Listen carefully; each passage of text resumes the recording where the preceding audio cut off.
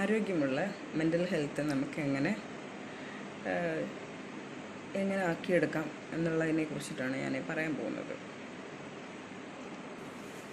ശരീരം പോലെ തന്നെ നമുക്ക് ഇമ്പോർട്ടൻ്റ് ആണ് മനസ്സ്. നമ്മുടെ ശരീരത്തിന് ഒരു അസുഖം ഉണ്ടായാൽ, മുറിവുണ്ടായാൽ നമ്മൾ ഓടിപ്പോയി ഡോക്ടറെ കാണിക്കും. അതുപോലെ തന്നെയാണ് നമുക്ക് മനസ്സിനൊരു ബുദ്ധിമുട്ടുണ്ടായാൽ നമ്മളത് ഡോക്ടറെ കൊണ്ട് തന്നെ കാണിക്കണം. അല്ലാണ്ടത് വെച്ചുകൊണ്ടിരിക്കില്ല. എല്ലാവരുടെയും ചിന്താഗതി എന്ന് വെച്ചാൽ സൈക്യാട്രി ഡോക്ടർമാർ ഭ്രാന്തന്മാരുടെ ഡോക്ടർ മാത്രമാണെന്നാണ്. ഒരിക്കലും അല്ല. നമ്മുടെ മനസ്സിന് ഭയങ്കരമായിട്ട് വേദനകൾ, വിഷമങ്ങൾ ഉണ്ടായിക്കഴിഞ്ഞാൽ തീർച്ചയായിട്ടും അത് ഡോക്ടറെ അടുത്ത് തന്നെ പോകണം. ഒന്നുകിൽ നല്ലൊരു സൈക്കോളജി ഡോക്ടർ അല്ലെങ്കിൽ സൈക്യാട്രി ഡോക്ടർ ഇത് അവിടെ കൊണ്ടുപോയി കാണിക്കണം. നമ്മുടെ മൈൻഡ് ഹെൽത്ത് ആവാൻ വേണ്ടിയിട്ട് നമ്മൾ നല്ല ഹോബികളിൽ ഏർപ്പെടണം. എന്തെങ്കിലുമൊക്കെ നമുക്ക് ഹോബീസ് ഉണ്ടാവണം. പിന്നെ നല്ല യാത്രകൾ ചെയ്യണം, നല്ല ഹെൽത്തി ഫുഡ് കഴിക്കണം. പിന്നെ വീക്കിലി ഒരിക്കലെങ്കിലും നമ്മൾ എവിടെയെങ്കിലുമൊക്കെ പോകണം. കുറച്ച് എവിടെയെങ്കിലും പ്രകൃതിയായിട്ട് അറ്റാച്ച്മെൻ്റ് ആയിട്ടുള്ള ഇത് അങ്ങനെ പോയിട്ട് ചെന്നിരിക്കണം കാണാനായിട്ട്. ഇല്ലെങ്കിൽ കടപ്പുറത്ത് ചെന്നിരിക്കണം. പിന്നെ നല്ല ഫുഡ് കഴിക്കണം. ഹെൽത്തി ഫുഡെന്ന് വെച്ചാൽ പ്രോട്ടീൻ അടങ്ങിയ ഫുഡുകൾ നമ്മൾ കഴിക്കണം. അതുപോലെ ക്യാരറ്റ്, ABC എന്ന് പറയുന്ന പോലെ ക്യാരറ്റും ആപ്പിളും കമ്പൽസറി കഴിച്ചാൽ നല്ലതായിരിക്കാം. നല്ല ഹെൽത്തി ഫുഡ് കഴിക്കാനായിട്ട് നമ്മൾ നല്ലോണം ശ്രദ്ധിക്കണം. പിന്നെ നമ്മൾ നമ്മൾക്ക് ഒരുപാട് വിഷമമുണ്ടായാൽ ചിലപ്പം പിന്നെ ചില ആൾക്കാർ ഡ്രഗ്സിലേക്കൊക്കെ തിരിയും. ഒരിക്കലും അതൊരു പരിഹാരമില്ല. നമ്മൾക്ക് ചിലപ്പോൾ അത് ചെറുതായിട്ടൊന്ന് കുടിക്കുമ്പോൾ അല്ലെങ്കിൽ നമ്മൾക്കത് ഓക്കെ, അപ്പോൾ ഒരാശ്വാസം, താൽക്കാലിക ആശ്വാസം. നെക്സ്റ്റ് ടൈം കുടിക്കുമ്പോൾ അതിനേക്കാളും നമ്മൾ കുറച്ച് കൂടുതൽ കുടിക്കേണ്ടി വരും. എന്നാലേ ആശ്വാസത്തിന് പരിഹാരം കിട്ടുള്ളൂ. അപ്പോൾ വീണ്ടും കുടിക്കും. അങ്ങനെ കൂടിക്കൂടി അതിൻ്റെ അളവ് കൂടിക്കൊണ്ടേയിരിക്കും. അപ്പം നമ്മുടെ ശരീരത്തിനെ അത് ബാധിക്കും. അപ്പോൾ അങ്ങനെയൊക്കെ ഉണ്ടാകുമ്പോൾ അതിനേക്കാളും നമ്മൾ ഒരിക്കലും അത് നമ്മുടെ ശരീരം കൂടെ തകർക്കുന്ന കാര്യമല്ലേ. അപ്പം നമ്മൾ ബാഡ് ഹാബിറ്റിലേക്ക് പോകാണ്ടിരിക്കുക. ബാഡ് ഹാബിറ്റ് എന്ന് പറയുമ്പോൾ കള്ളുകുടി, ഡ്രഗ്സ് എല്ലാം അത് തന്നെയാണ്. അപ്പോൾ ഒരിക്കലും അതിലേക്ക് തിരിയാണ്ടിരിക്കുക.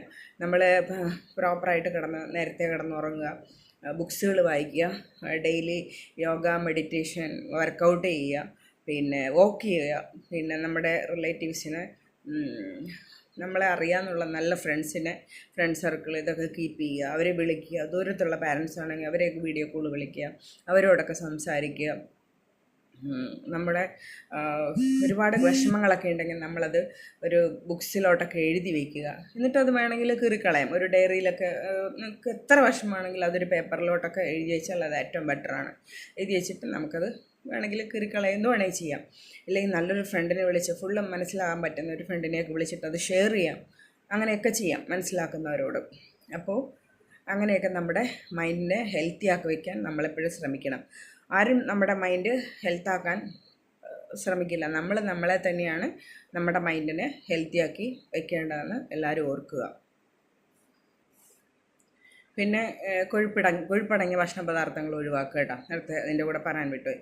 പിന്നെ നമ്മൾ ഈ സോഷ്യൽ മീഡിയ രംഗത്ത് നമ്മൾ വേണ്ടതുമായിട്ട് ഒരുപാട് കാര്യങ്ങളുണ്ട്. അതിൽ വേണ്ടാത്തത് നമ്മളങ്ങ് അവോയ്ഡ് ചെയ്ത് കളയുന്നതായിരിക്കും നല്ലത്. വേണ്ടാത്ത നമ്മൾ കേൾക്കാണ്ടിരിക്കുക. നെഗറ്റീവായിട്ടുള്ള കാര്യങ്ങൾ മനസ്സിന് മെൻ്റൽ ഹെൽത്ത് ഓക്കെ അല്ലാത്തവരൊട്ടും കാണണ്ട എന്നേ ഞാൻ പറയുള്ളൂ. മെൻ്റൽ ഹെൽത്തിനെയൊക്കെ നമുക്ക് ബാധിക്കും. അപ്പോൾ എല്ലാവരും ചിന്തിക്കുന്ന ക്വസ്റ്റ്യനുണ്ട്, പണ്ട് കാലത്ത് ഇതൊന്നും പ്രശ്നങ്ങളില്ലേ, ഇപ്പോൾ ആണല്ലോ ഈ പ്രശ്നങ്ങളെന്ന്. യെസ്. പണ്ട് കാലത്ത് പ്രകൃതി ആയാലും എല്ലാം കൊണ്ട് വന്ന് നല്ലതായിരുന്നു. ഇന്നിപ്പം അങ്ങനെയൊന്നുമല്ല. പ്രകൃതിയിൽ പച്ചപ്പുണ്ടാവും? ഇല്ല, ഒന്നുമില്ല. അന്ന് ചുറ്റുപാടുള്ളവർ തമ്മിൽ അടുപ്പങ്ങളുണ്ടായിരുന്നു, സംസാരിക്കുമായിരുന്നു. അപ്പം ഇതിനെല്ലാം സമയങ്ങളുണ്ടായിരുന്നു, ഷെയർ ചെയ്യാൻ ആൾക്കാരുണ്ടായിരുന്നു. ഇന്നത്തെ കാലത്ത് അതൊന്നും ഇല്ലാണ്ടായി. എല്ലാവരും ഒതുങ്ങിക്കൂടി. അവനവൻ തന്നെ ഒതുങ്ങിക്കൂടി. അതുകൊണ്ട് തന്നെയാണ് എല്ലാവർക്കും മെൻ്റൽ ഹെൽത്ത് സ്ട്രെങ്ത്ത് കുറഞ്ഞു പോയത്. അപ്പോൾ അന്ന് ഒരുപാട് ഫ്രണ്ട് സർക്കിൾ ഉണ്ടായിരുന്നിട്ടുണ്ട്. ഇന്നിപ്പം നമുക്ക് ഫ്രണ്ട് സർക്കിളൊക്കെ കുറവാണല്ലേ. ഇന്ന് ആൾക്കാരെല്ലാവരും ബിസി ആയിപ്പോയി, കേൾവിക്കാരില്ല. അതൊക്കെയാണ് എല്ലാവരുടെയും പ്രശ്നങ്ങൾ. അപ്പം എല്ലാവരുടെയും മെൻ്റൽ ഹെൽത്ത് ഹാപ്പിയാക്കി വെച്ചേക്കുക. ഓക്കെ, ഇത് എൻ്റെ വൈവയാണെന്ന്, ഈ ടോപ്പിക്കാണ് ഞാനന്ന് വൈവയ്ക്ക് പറയാൻ പോകുന്നത്. പറഞ്ഞു കഴിഞ്ഞിട്ട് പറയാട്ടെ എങ്ങനെയുണ്ടെന്ന്. ഇതിപ്പോൾ ഇവിടെ ഞാൻ സൂപ്പറായിട്ട് പറയുന്നുണ്ട്. വൈവയ്ക്ക് ഞാൻ ഇരുന്ന് മുട്ടുംകാലം വരയ്ക്കുമെന്ന് എനിക്കറിയില്ല.